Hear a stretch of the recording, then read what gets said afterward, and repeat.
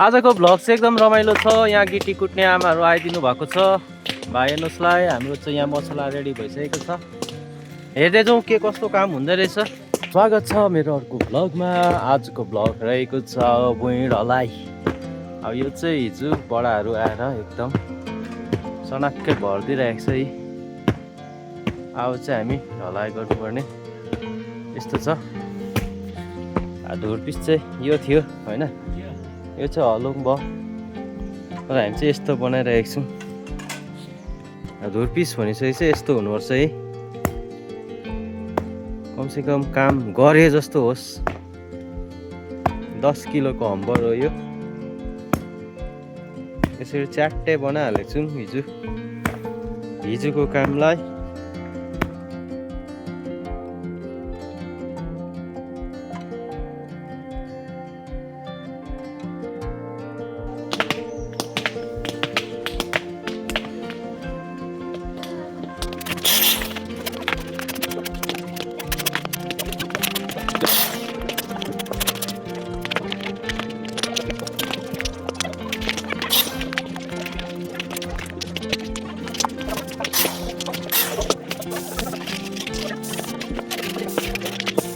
एकदम जोडताडमा हुँदैछ भुइँढलाई, साथै गिटी कुट्नेहरू पनि छ।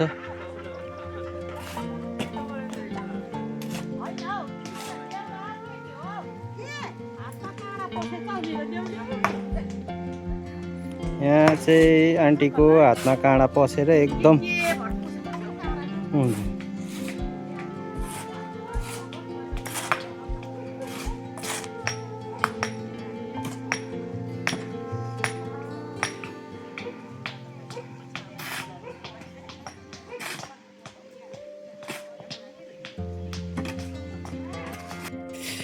हाम्रो आमाहरूले चाहिँ यी गिटी कुट्नु सघाएर खानामा आफै ल्याउनु भएछ बिचराहरूले।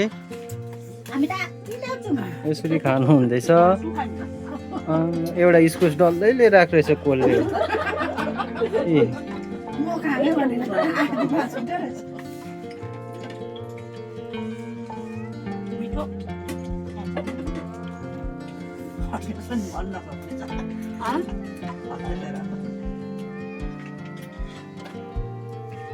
खानासाना खाएर चाहिँ यहाँ बडीहरूले एकदम भाँडामा आफै धुनु हुँदैछ।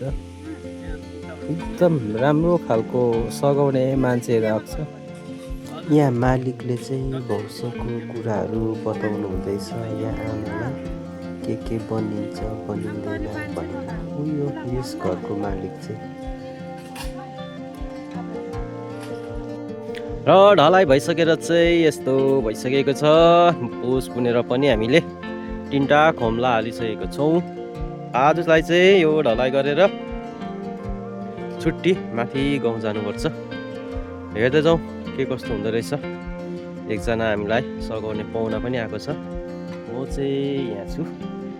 त्यस्तै छ लाइफ, यस्तै हो। पनि बसिरहेको रहेछ होइन, हेरौँ है त।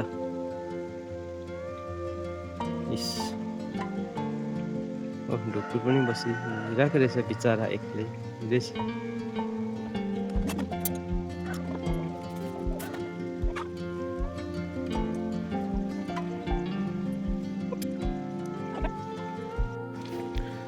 र 3टा पोस भएर आजलाई भने यो 3टा पोस भर्नु छ। अनि यतिको भइसकेको छ भाइको।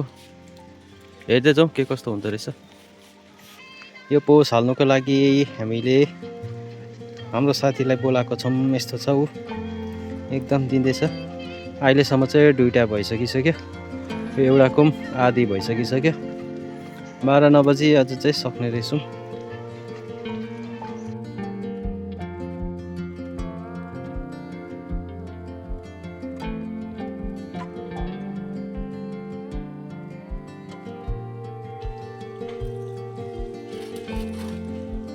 अब भने चाहिँ खाना खानु बसेको हामी।